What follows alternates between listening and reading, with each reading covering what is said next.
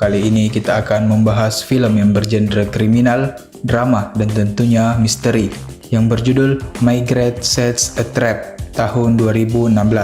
Pada tahun 1950-an di sisi utara kota Paris, tepatnya di Montmartre, terjadi kehebohan berita pembunuhan berantai yang sudah memakan 4 wanita korban jiwa. Kepala kepolisian yang menangani kasus ini bernama Margaret atau biasa kita kenal dengan Mr. Bean.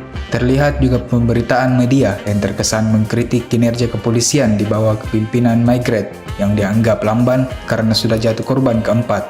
Belum lagi desakan dari para petinggi kota yang menginginkan sang pelaku tertangkap.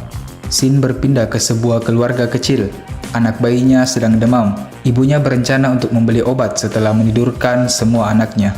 Wanita itu pun berjalan menuju apotik di tengah gelapnya malam. Ketika ingin kembali ke rumah, tiba-tiba dia dihampiri seseorang. Kantor polisi langsung menerima laporan. Inspektur Jennifer langsung mendatangi atasannya, yaitu Inspektur Margaret. Mereka pun menuju TKP. Ternyata wanita tadi menjadi korban kelima dari pembunuhan berantai ini. Terdapat beberapa tusukan di bagian leher dan dada, sama seperti keempat korban sebelumnya. Pelaku juga seperti hanya menggunakan pisau lipat kecil untuk melancarkan aksinya. Margaret pun mendatangi keluarga korban. Dia sangat tersentuh dan merasa bersalah melihat seorang suami yang harus mengurus keempat anaknya sendirian di tengah berita duka yang dia dapatkan. Margaret langsung mencari informasi ke tetangga wanita itu, kemudian pergi mendatangi bar, tempat saksi yang menemukan mayat wanita tadi. Wanita yang menjadi saksi itu masih syok dan sangat ketakutan. Margaret sempat menenangkan dengan memberinya uang untuk pulang dengan naik taksi, tapi dia menolaknya. Karena bukan hanya dia yang merasa takut, tapi semua wanita di tempat ini, bahkan di kota ini, merasakan hal yang sama. Margaret hanya bisa terdiam. Kembali ke kantornya, di situ sudah banyak wartawan yang menunggu berita dari Margaret. Inspektur Lapointe mengabarkan kalau besok jam 9 pagi ada pertemuan dengan Menteri Dalam Negeri yang bernama Morel. Keesokan hari, Morel membacakan semua kasus pembunuhan berantai itu, mulai dari seorang wanita malam di tanggal 2 Februari, seorang bidan di tanggal 17 April, seorang penjahit di tanggal 20 Juni, petugas kantor pos di tanggal 26 Juli, dan terakhir tadi malam. Morel muak dengan Margaret karena kasus yang ditanganinya tak kunjung selesai. Hakim Comeliau sempat membela Margaret, tapi Morel tetap marah karena kasus ini bukan hanya memakan waktu, tapi juga memakan korban jiwa. Dengan tenang, Margaret hanya mengatakan kalau dia harus mengetahui secara pasti apa yang dicari pelaku kepada korban, karena dari 5 korban, semuanya memiliki latar belakang yang sangat berbeda. Kesamaannya hanya mereka semua berjalan di jalan gelap dan juga memiliki rambut yang berwarna gelap. Morel kembali menegaskan kalau kasus ini bukan hanya mengganggu reputasinya sebagai menteri, tapi juga reputasi Margaret sendiri sebagai kepala kepolisian. Lagi-lagi, Margaret hanya terdiam. Sepulangnya di rumah, dia langsung disambut istrinya yang bernama Lucy. Dia sudah mendengar semua berita melalui radio, dan dia hanya bisa menenangkan Margaret kalau dia pasti bisa menemukan pelakunya. Mereka pun bertemu dengan teman Margaret, yaitu Dr. Pardon, yang juga sudah mengundang temannya, Profesor Tayset, yang barangkali bisa membantu Margaret. Di sini istri Tayset bertanya mengenai kepastian dari kasus yang meresahkan semua wanita di kota ini. Margaret hanya bilang kalau dia sudah berusaha sebaik mungkin, bahkan dia sudah menyelidiki setiap narapidana yang sudah bebas, tapi hasilnya nihil. Istri Margaret mengatakan kalau begitu berarti pelakunya adalah orang baru. Tayset yang juga seorang psikiater langsung menghampiri Margaret. Dia berpikir kalau setiap pembunuh yang memiliki motif tidak jelas, terutama yang berulang, itu selalu memiliki kebanggaan atas tanda kutip hasil karyanya. Bahkan dari beberapa pasien yang sudah ditanganinya juga merasa tidak mungkin jika tidak membanggakan kejahatan mereka. Dan berangkat dari argumen Tayset tadi, Margaret pun berpikir bagaimana jika bukan pelaku sesungguhnya yang mendapatkan panggung itu, melainkan orang lain. Istrinya menjawab kalau pelaku sesungguhnya pasti akan marah, bahkan frustasi. Keesokan hari, Margaret mulai melancarkan jebakannya. Mereka membawa seseorang yang menutupi wajahnya dengan topi. Wartawan terus mencari tahu apakah itu si pembunuhnya.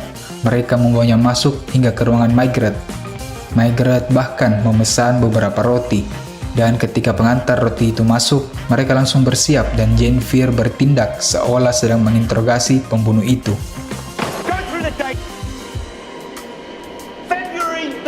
Ketika pengantar roti itu keluar, mereka langsung merayakan akting yang bagus tadi. Di luar, pengantar roti itu langsung dihampiri banyak wartawan yang menanyakan apa yang dia lihat di dalam. Maigret kemudian mendatangi Comeliao. Di sini Comeliao marah karena tanpa sepengetahuannya Maigret sudah menangkap pelakunya. Ternyata benar, wartawan berhasil memberitakan perangkap Maigret. Dari sini kita bisa tahu kalau rencana Maigret yaitu dengan menempatkan 200 anggotanya di setiap sudut kota di sekitaran Montmartre. Dia berpikir kalau pelaku sesungguhnya akan beraksi sebentar malam setelah melihat berita yang tersebar. Karena dia percaya kalau pelakunya tidak tahan jika orang lain yang malah mengambil panggungnya, yaitu kredit atas 5 pembunuhan yang sudah dia lakukan. Kembali ke kantornya, Maigret kemudian meminta 12 relawan dari Poluan dengan ciri-ciri seperti korban untuk berjalan di sekitaran Montmartre malam ini.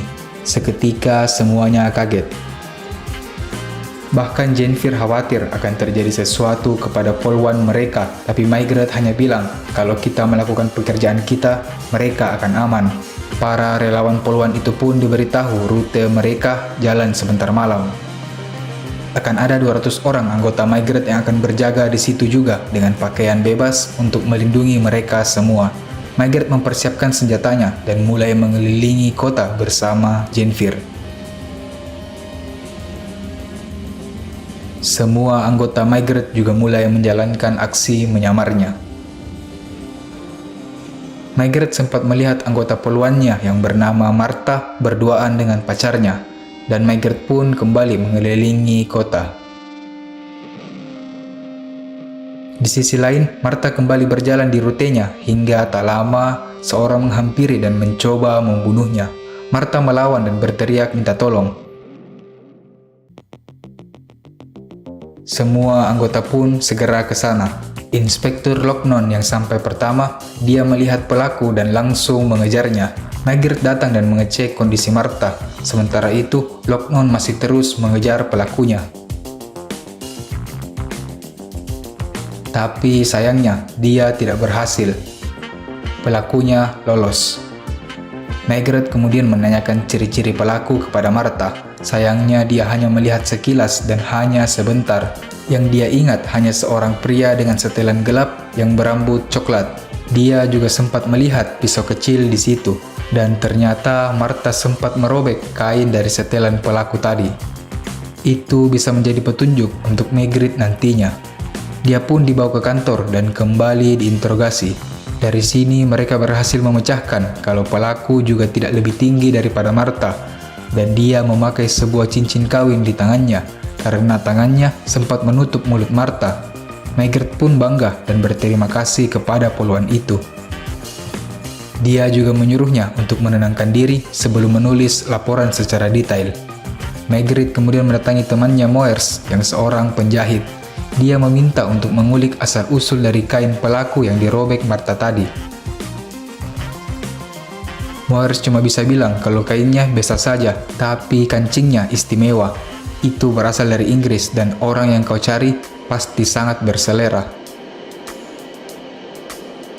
Terlihat juga seorang wartawan yang menyelinap masuk dan melihat Martha yang berada di situ. Keesokan hari, Lucy tak habis pikir kalau Maigret menggunakan Poluan sebagai umpan tadi malam. Maigret hanya terdiam dan langsung pergi. Di sisi lain, Morel kembali marah karena perbuatan Maigret. Comeliao membela Maigret lagi, tapi Morel akan tetap mencari pengganti Maigret dalam kasus ini karena pihak pemerintah sudah sangat mendesaknya agar kasus ini segera selesai. Ketika sampai di kantor, dia langsung dihubungi Jennifer dan Lapointe. Dia mengabarkan kalau sudah menemukan produsen kain yang dipakai pelaku. Produsen itu ternyata langsung mengirimnya ke 40 penjahit dan hanya 10 yang ada di Paris. Mereka berencana membagi masing-masing menyelidiki 5 tempat agar semua cepat didapatkan. Tiba-tiba Comeliao masuk dan mengabarkan kalau Maigret akan segera digantikan dengan Inspektur Lefors untuk menangani kasus ini. Maigret langsung duduk terdiam. Dia hanya bertanya, Kapan dia akan tiba? Inspektur Lefors akan tiba besok pagi. Scene berpindah, terlihat Inspektur Lapointe yang memasuki tukang jahit. Dia menanyakan apakah ada yang pernah menjahit kain seperti ini. Si penjahit pun memberikan sedikit cahaya dalam penyelidikan. Nama orang yang pernah menjahit itu adalah Marcel Monsin. Dia bahkan menceritakan dengan jelas ciri-ciri orang itu yang hampir sama persis dengan keterangan Martha sebelumnya. Monsin juga memiliki istri yang selalu menemaninya ke tempat itu. Si penjahit kemudian memberikan alamat Monsin dan Lapointe pun segera pergi. Dia langsung menemui Maigret di depan alamat Monsin. Dia sudah menunggu 20 menit dan tidak seorang pun yang keluar. Mereka pun mulai masuk ke dalam apartemen Monsin. Saat dibuka hanya terlihat pembantu dan istri Monsin yang bernama Rebecca. Ternyata Monsin sedang tidur dan Maigret pun menyuruhnya untuk membangunkan Monsin. Lama menunggu, Lapointe hendak mendobrak pintu kamar, tapi tiba-tiba Monsin keluar. Dia langsung menceritakan betapa sibuknya dia sebagai seorang desainer interior, tapi Maigret memotongnya yang ingin melihat pakaian yang dikenakan Monsin tadi malam. Saat dibawa keluar, kain dari setelan itu berbeda dengan kain yang dirobek Martha. Monsin kemudian menegaskan kalau tadi malam dia hanya bekerja di kantornya, bahkan sampai pukul 4 pagi. Makanya siang ini dia masih ketiduran.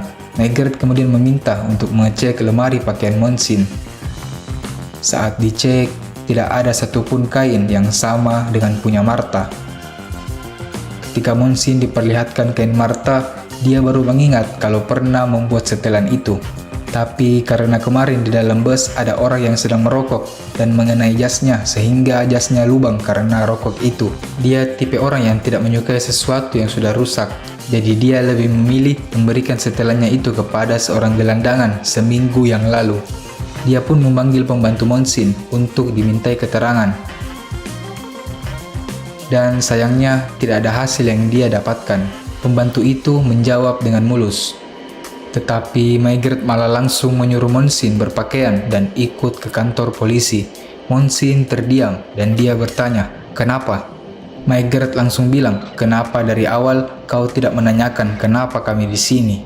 Dari awal memang Monsin sudah mengalihkan pembicaraan, maka dari itu Maigret dengan mudah menebaknya. Karena orang awam yang tidak bersalah pasti akan bertanya-tanya jika ada polisi yang tiba-tiba datang ke rumahnya. Dia pun dibawa ke kantor polisi. Terlihat banyak wartawan yang memotretnya.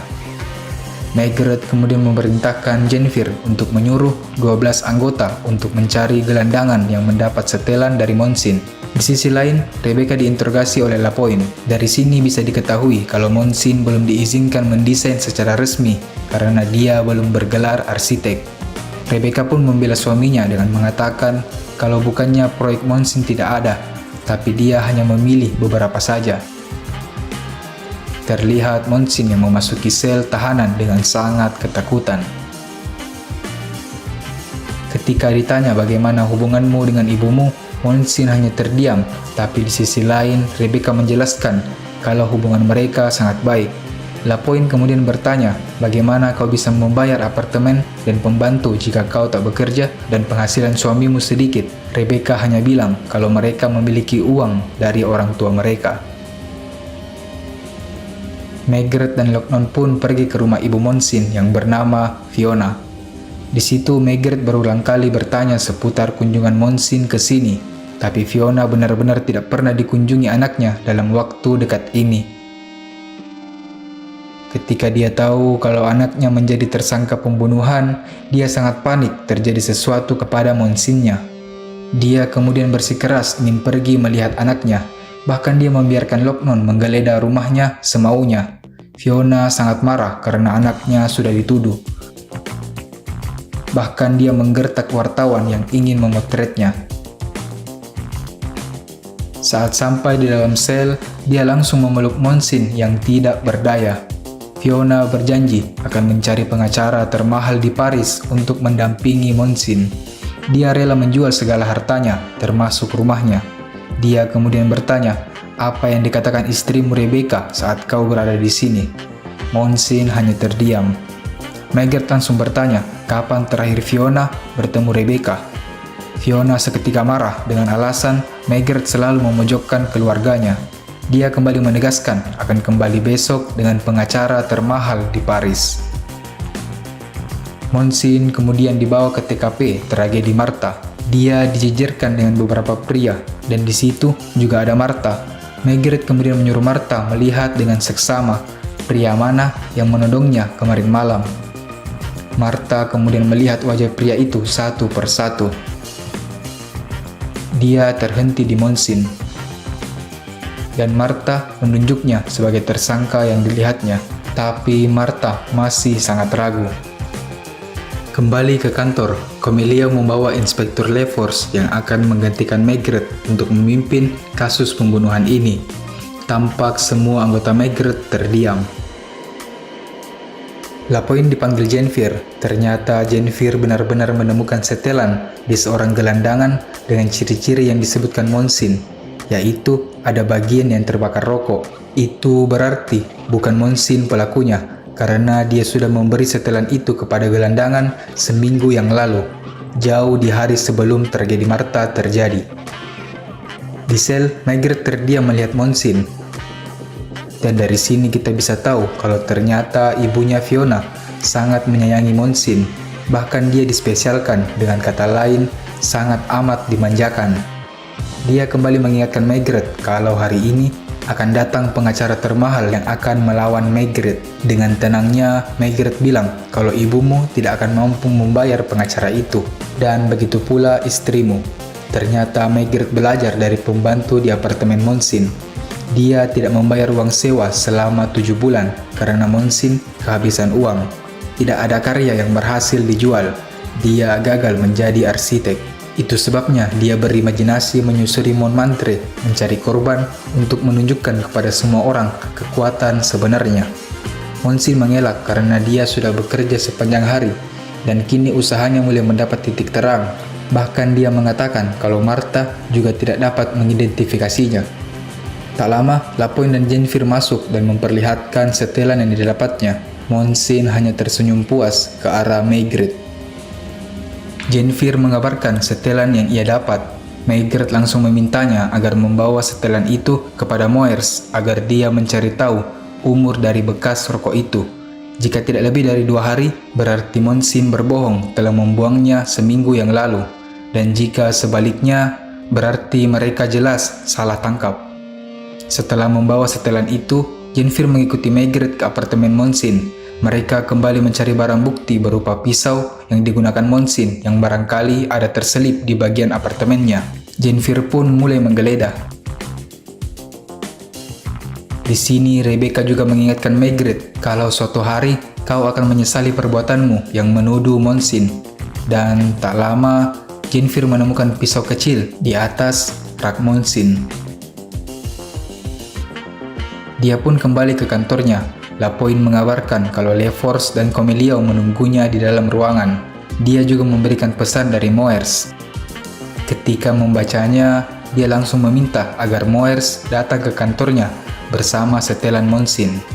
Dia pun menemui LaForce dan meminta maaf karena mungkin penerbangannya ke sini akan sia-sia, karena di detik-detik terakhir pemindahan tanggung jawab ini, dia berhasil membuktikan semuanya.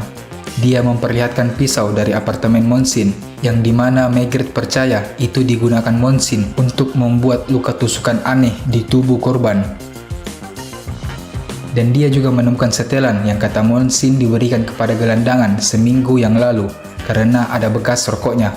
Tapi setelah diteliti oleh Moers yang ahli dalam perkainan, itu membuktikan kalau bekas rokoknya tidak lebih dari 24 jam. Dia bahkan telah menguji coba beberapa lubang sebagai patokan di pengadilan nanti. LaForce bertanya, ini semua membuktikan apa? Dengan tenang, Margaret bilang, ini membuktikan kalau Monsin menggunakan pisau ini untuk mencoba membunuh Martha, dan setelan ini juga dia pakai saat tragedi itu. Dan dia berbohong kalau telah memberikannya ke gelandangan seminggu yang lalu. Cornelia akhirnya meminta Margaret untuk segera mendakwa Monsin sebagai tersangka. Dia pun langsung membakar tembakau di dalam cangklongnya.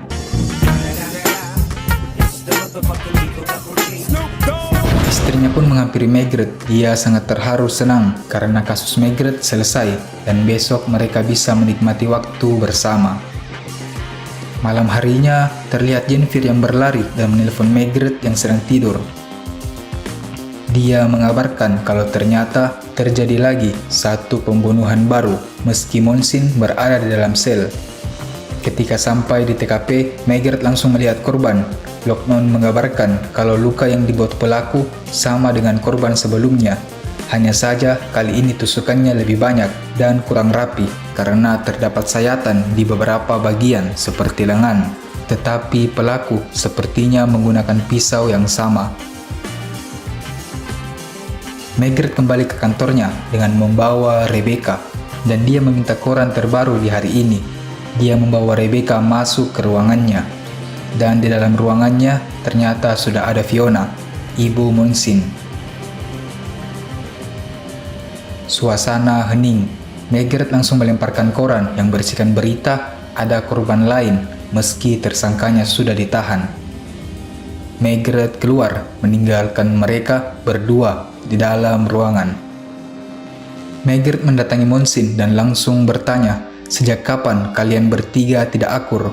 Dia kemudian menjelaskan asumsinya kalau sepertinya ibunya Fiona terancam akan kehadiran Rebecca yang juga seperti ingin memiliki dan mengendalikan boneka kecil yang sangat disayangnya. Monsin terlihat frustasi hingga dia menjelaskan kalau setelah menikah, ibunya mengatur mereka selama mereka tinggal bersama ibunya. Sampai Rebecca menemukan apartemen yang cocok, mereka berdua pun kabur saat ibunya tidur. Tetapi meski sudah kabur, dia tetap tidak merasa bebas. Margaret langsung memperlihatkan koran hari ini kepada Monsin. Dia melanjutkan asumsinya dengan mengatakan, ibu dan istrimu pasti sudah tahu kalau kaulah pelakunya, sehingga saat tertangkap, mereka mencoba melindungimu dengan membunuh seseorang lagi, agar tampak bukan kau pelakunya, sehingga salah satu dari mereka yang berbuat bisa memiliki dan menguasaimu selama-lamanya. Salah satu dari mereka sudah tahu apa yang telah diperbuat itu akan membuat yang lain cemburu dan berpikir, kenapa bukan aku yang melakukannya duluan.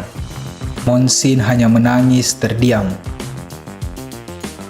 Margaret keluar dan kembali dengan membawa Fiona dan Rebecca. Fiona langsung marah dan meminta agar anaknya segera dibebaskan. Margaret menjelaskan kembali kalau salah satu dari kalian sudah berusaha melindungi Monsin dengan merenggut korban lagi, sehingga kalian bisa menguasai Monsin kembali dan membuatnya menjadi orang tak berguna. Monsin marah dibilang sebagai orang tak berguna dan tak sengaja dengan lantang dia mengakui pembunuhan 5 korban yang dia lakukan.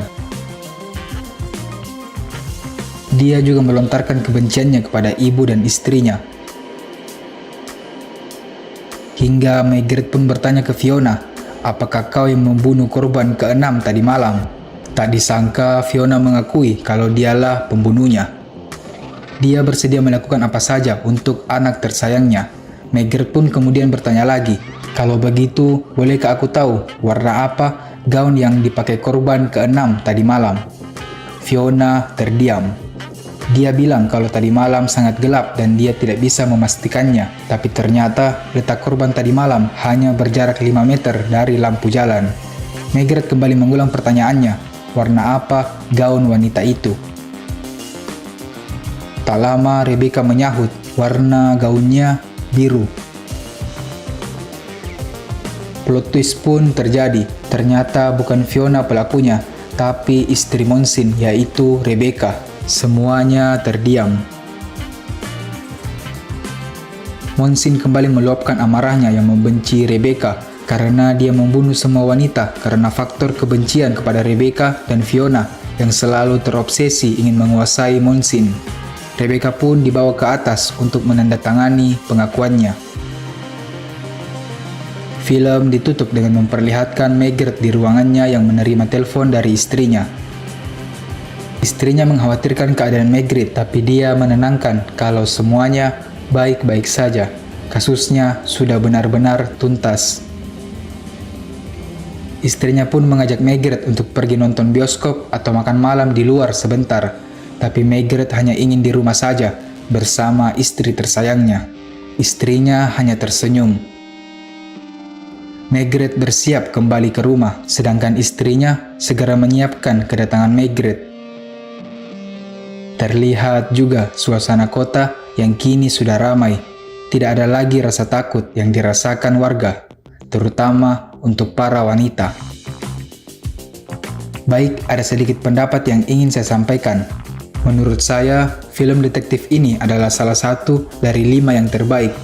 Bukan hanya karena sutradara berhasil mengelabui pandangan orang banyak tentang Rowan Atkinson yang sudah sangat melekat dengan Mr. Bean, tetapi cara Maigret juga sangat epik dalam menyelesaikan kasus.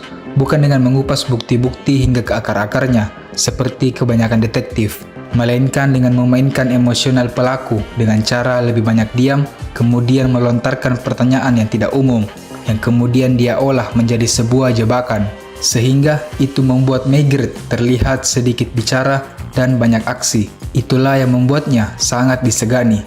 Kalau ada pertanyaan atau pendapat lain, silakan tinggalkan ketikan di kolom komentar. Mari berdiskusi. Sekian, wassalamualaikum warahmatullahi wabarakatuh.